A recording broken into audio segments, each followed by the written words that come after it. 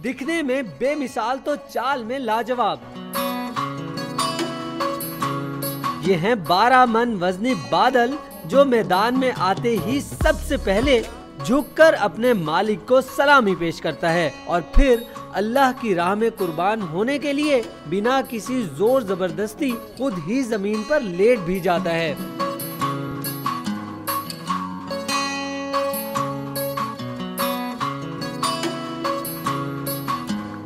दिन रात इसकी देखभाल करने वाले जब इस बेजुबान जानवर से ये पूछें कि रिज़्क कौन देता है तो ये खूबसूरत जानवर अपना मुंह आसमान की जानिब बुलंद कर देता है।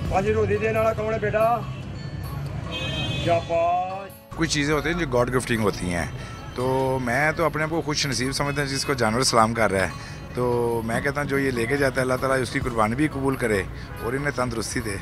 ईद पर कुर्बान होने के लिए ये जानवर बस इंतजार कर रहे हैं ऐसे खरीदार का जो उन्हें कुर्बान करने से पहले इनके खूब नाज नखरे भी उठाए। कैमरामैन जहाजेब के साथ उमैर राना, डॉन न्यूज़, लाहौर।